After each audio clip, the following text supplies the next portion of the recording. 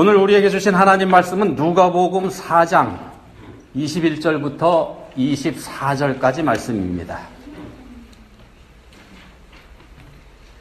한 목소리로 읽겠습니다. 이에 예수께서 그들에게 말씀하시되 이 글이 오늘 너희 귀에 응하였느니라 하시니 그들이 다 그를 증언하고 그 입으로 나오는 바 은혜로운 말을 놀랍게 여겨 이르되 이 사람이 요셉의 아들이 아니냐. 예수께서 그들에게 이르시되 너희가 반드시 의사야 너 자신을 고치라 하는 속담을 인용하여 내게 말하기를 우리가 들은 바 가버나움에서 행한 모든 일을 내 고향 여기서도 행하라 하리라. 또 이르시되 내가 진실로 너희에게 이르노니 선지자가 고향에서는 환영을 받는 자가 없느니라. 아멘. 예수님께서 공생애를 시작하시면서 제일 먼저 하셨던 일이 침례 받으시는 일이었었죠. 침례를 받으시고 나서 그리고는 곧장 광야로 나가시게 됩니다. 광야로 나가서 40일 동안 금식하시는 가운데 사탄에게 시험을 받으셨죠. 40일 동안 음식도 물도 일절 금하신 예수님께서 사탄의 도전을 받습니다. 사탄이 예수님에게 도전합니다. 누가복음 4장 3절 말씀입니다. 오늘 본문 바로 앞에 있는 말씀입니다. 내가 만일 하나님의 아들이거든 이 돌들에게 명하여 떡이 되게 하라. 하나님의 아들이 왜 굶주리면서 고생하고 있느냐, 그런 도전입니다. 왜 그래야 되는데 정말 내가 하나님의 아들인지 그 증거를 보여라, 이런 뜻이기도 합니다. 이 도전에 대해서 예수님께서는 신명기 8장 3절 말씀으로 응대를 하셨습니다. 이렇게 말씀하십니다. 기록된 바 사람이 떡으로만 살 것이 아니라 하였느니라. 이렇게 하니까 사탄이 두 번째 또 시험을 걸어옵니다. 순식간에 천하만국을 다 보여주면서 그게 전부 다 자기 거다, 이렇게 주장을 합니다. 다 자기 거랍니다. 그리고서는 이렇게 얘기합니다. 내가 만일 내게 절하면 다 내 것이 되리라. 내 거니까 다 넣어줄게, 한 번만 절해, 이런 얘기죠. 예수님께서는 신명기 6장 13절 말씀을 가지고 응대하셨습니다. 이렇게 말씀하십니다. 기록된 바 주 너의 하나님께 경배하고 다만 그를 섬기라 하였느니라. 세 번째 시험은요, 예수님을 성전 꼭대기에 세워놓고 그리고 사탄이 유혹을 합니다. 뛰어내려봐라. 내가 만일 하나님의 아들이거든 여기서 뛰어내려라. 그럼 하나님께서 다치지 않게 보호해 주실 거지 않냐? 내가 하나님의 아들이니까. 예수님은 역시 말씀으로 응대하십니다. 신명기 6장 16절 말씀으로. 예수께서 대답하여 이르시되 주 너의 하나님을 시험하지 말라 하였느니라. 자, 예수님께서 시험을 이기신 방법, 응대하신 방법, 말씀입니다. 말씀으로 사탄의 도전을 무력하게 하셨죠. 우리도 의지할 거 하나님 말씀뿐입니다.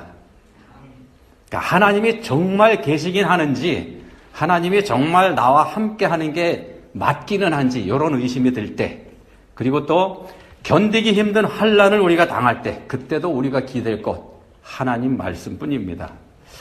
두려워하지 말라. 내가 너와 함께하여 너를 구원하리라. 나 여호와의 말이니라. 예레미야 1장 8절 말씀인데, 이런 말씀을 기억하고 붙잡는 것, 이것만큼 확실한 방법 없습니다. 시험을 이기는 방법.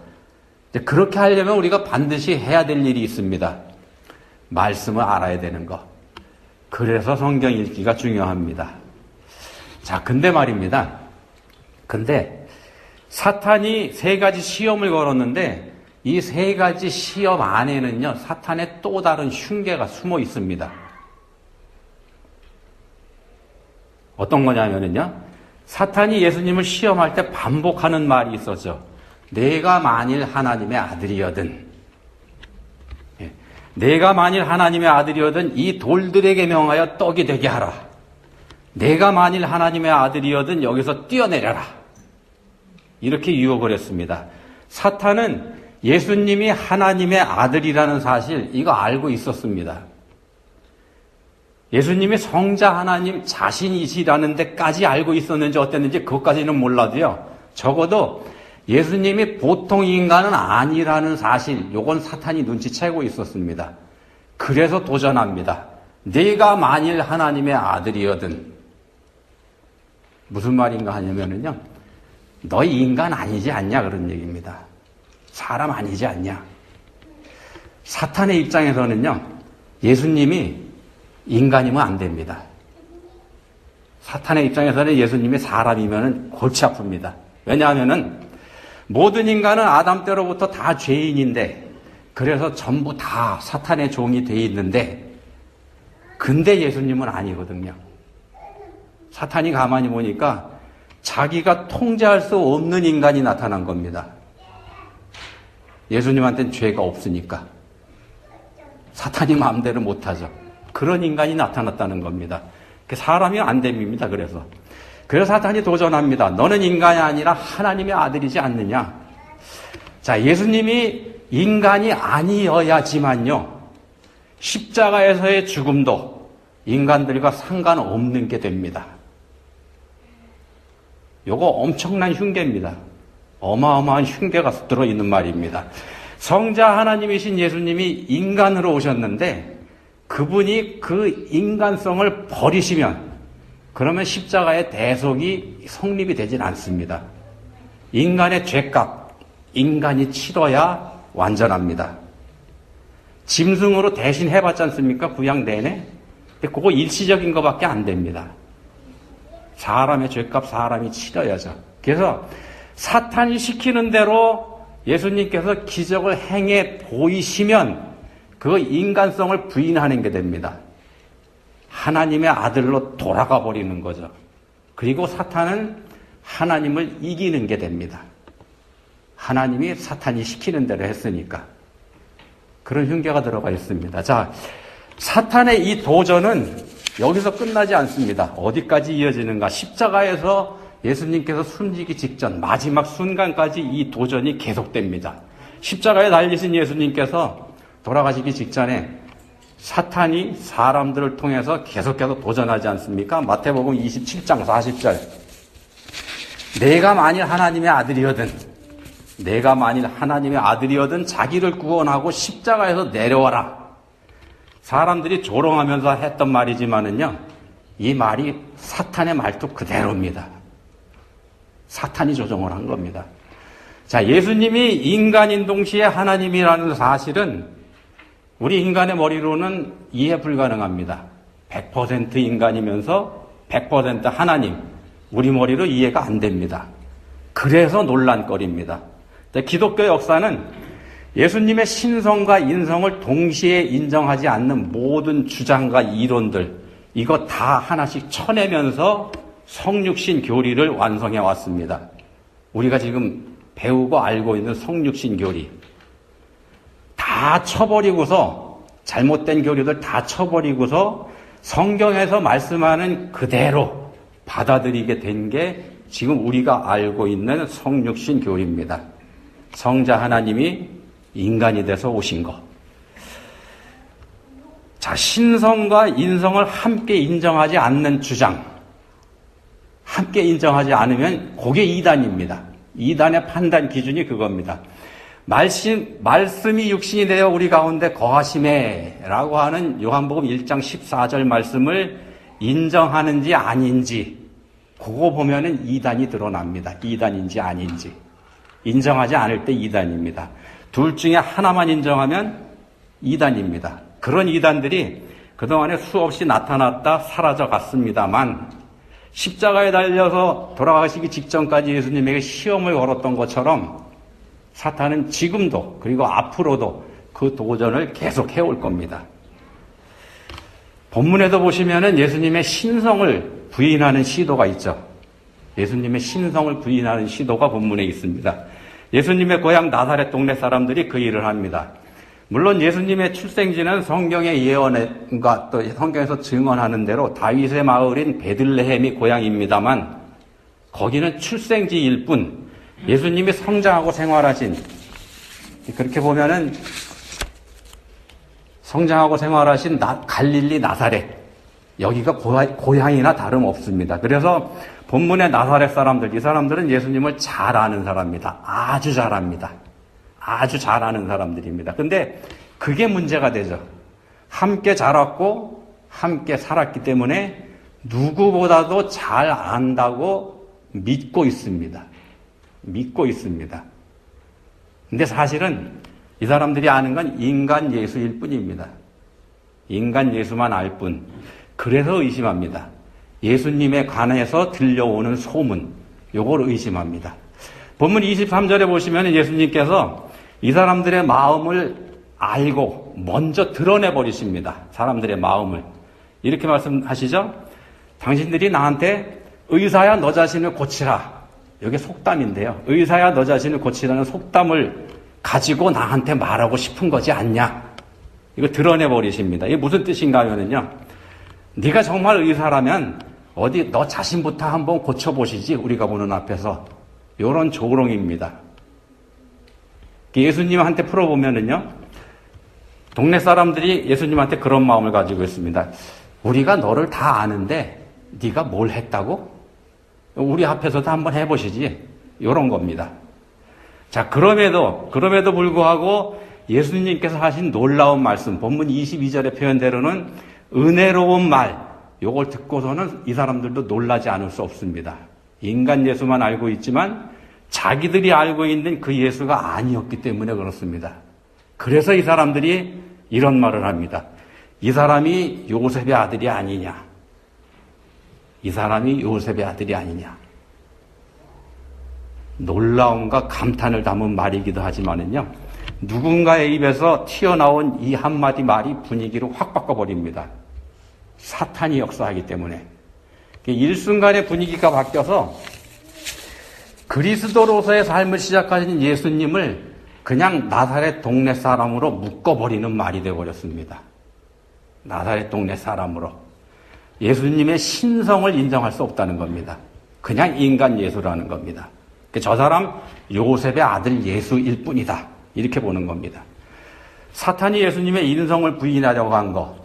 사탄은 예수님을 하나님의 아들로 그냥 묶어버리라고 했죠. 그거하고 본문에 있는 사람들이 예수님의 신성을 부인하려고 한 거. 그냥 인간 예수일 뿐이다. 요거 다른 듯 하지만 사실은 같은 겁니다. 다른 것 같지만 똑같습니다. 자, 자신이 잘 알고 있다고 믿는 거. 잘 알고 있다고 믿는 게 얼마나 위험한 일인지 그거 알게 하는 장면이 바로 본문 말씀입니다. 우리 구원은 믿음으로 되는 겁니다만 그 믿음의 정체가 문제입니다. 믿음의 정체. 자기 자신을 믿을 때 그 믿음은 구원받을 믿음이 아니고 사탄이 주는 가짜 믿음입니다. 그건 구원받을 믿음이 아닙니다. 예를 들면 이런 겁니다. 온 세상에 창조의 증거가 널려 있습니다. 로마서에서 말씀하는 것처럼. 그렇지만 진화론을 얘기하는 사람들은 진화가 과학적인 사실이다. 이렇게 믿고 있습니다. 그렇게 믿고 있습니다. 과학적인 증거가 있다. 이 사람들 얘기하는데 진화에 대한 과학적인 증거 아직 없습니다. 그 사람들이 주장하고 믿을 뿐이죠. 앞으로도 진화에 대한 과학적인 증거 안 나올 겁니다. 못 찾을 겁니다. 왜냐하면 사실이 아니니까. 그거하고 맥락이 똑같습니다. 자, 예수님이 사람이 아니라고 하는 것과 반대로 일개 인간에 불과하다. 이렇게 묶어두려는 두 가지 서로 상반되는 것 같지만 사실은 같은 사탄의 함정. 요거 지금 말씀드렸습니다. 그래서 우리가 이 함정에 빠지지 않고 끝까지 바른 믿음. 그러니까 성자 하나님이 인간 예수가 되신 성육신. 요걸 믿어야 되는 겁니다.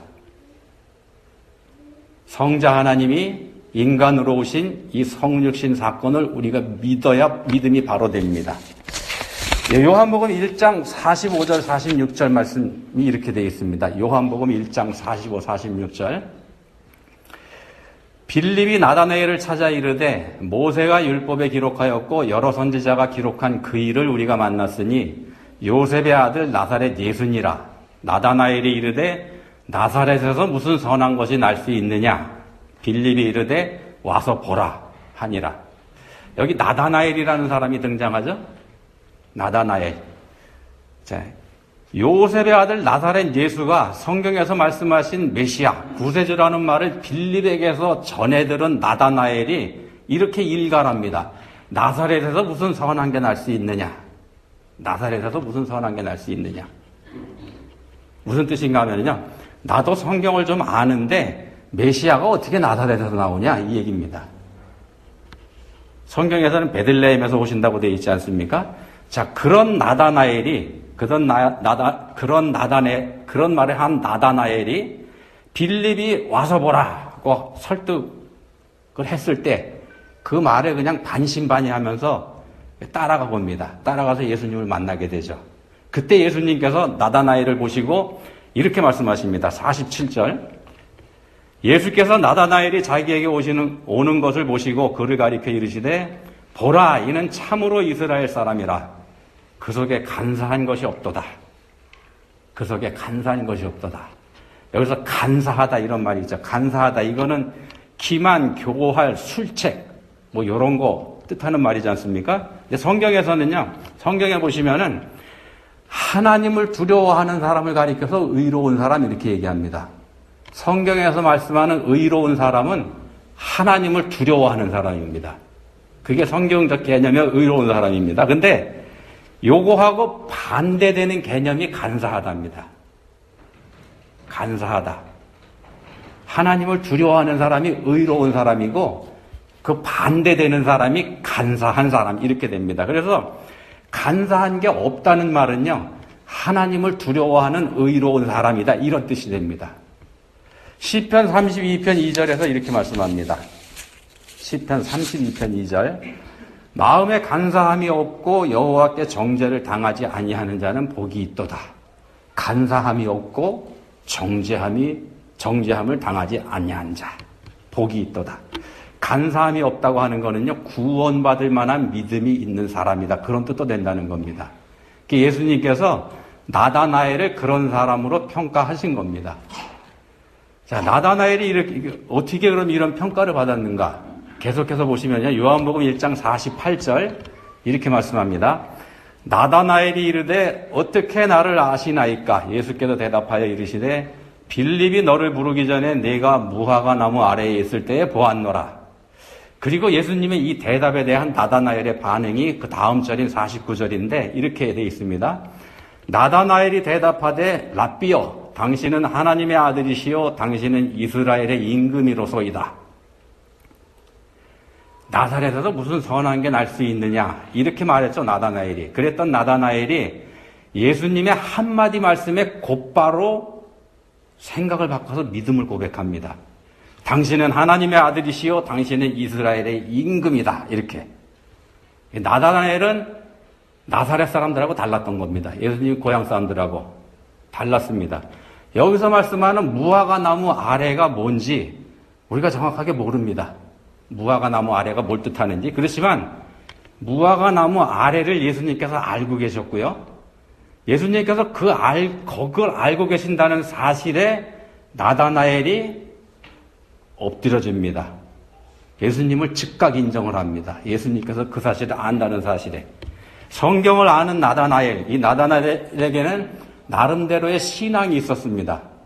무슨 말씀인가 하면 요즘 말로 하면은 자기 나름대로의 신학이 있었다는 겁니다. 그게 나사렛에서 무슨 선한 것이 날 수 있느냐, 요 말 한마디로 정리해 볼 수 있는 그런 신학이었습니다. 근데 그런 나다나엘이 참 진리이신 예수님을 만났을 때 주저하지 않고 자신의 신학을 버립니다.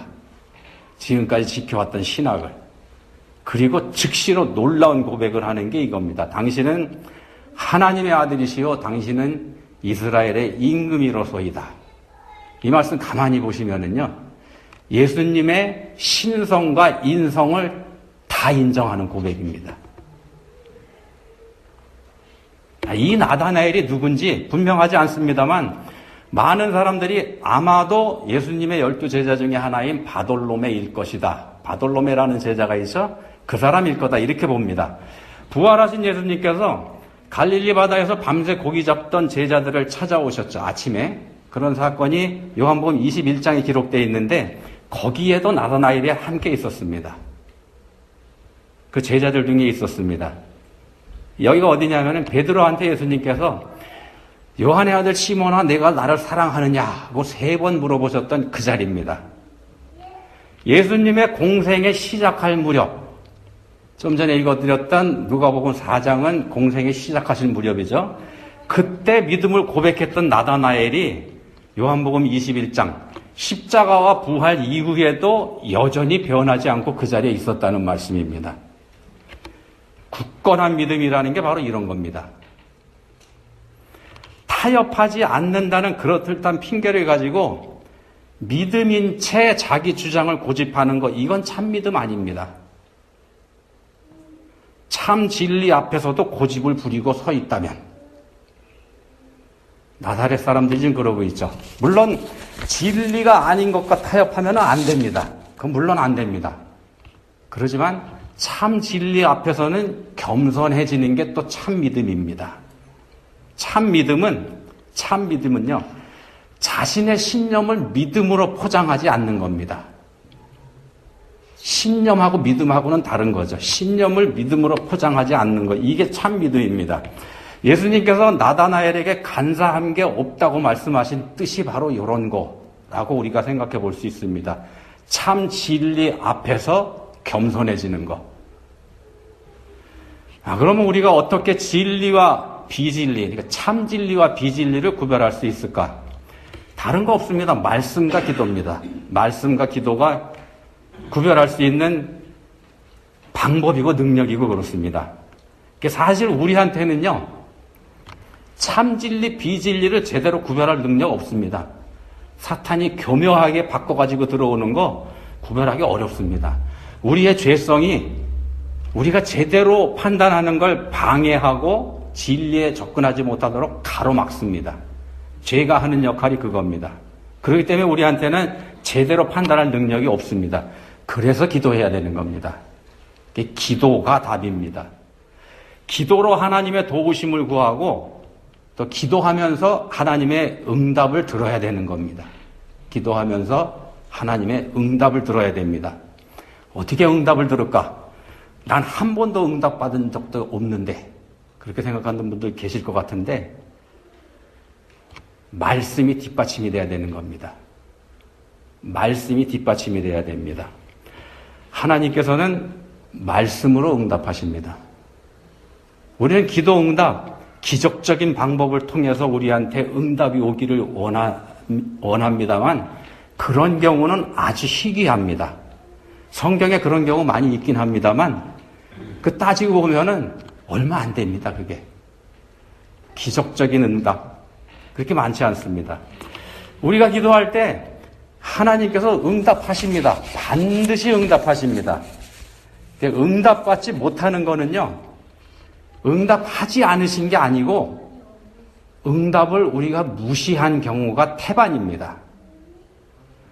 무응답도 응답하시는 방법에 들어가기는 합니다만, 무응답도 응답하시는 방법 중에 하나죠. 근데 우리의 영이 깨어 있을 때에야 그 침묵의 응답까지도 읽을 수 있게 되는 겁니다.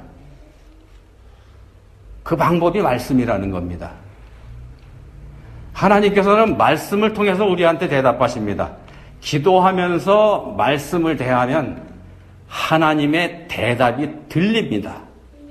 성경을 통해서, 설교를 통해서 여러 가지 방법으로 우리한테 말씀하십니다. 그래서 기도하고 말씀 읽고, 기도하면서 말씀 읽고, 말씀 듣고 기도하고, 이게 계속해서 이루어져야 된다는 겁니다. 이게 반복돼야 되는 겁니다. 응답을 무시하게 만드는 죄가 우리 안에 있습니다. 우리 안에 죄가 하나님의 응답도 무시하게 만듭니다. 그 죄에 져서 이 사람이 요셉의 아들이 아니냐 이렇게 해버리면 생전 응답받지 못합니다.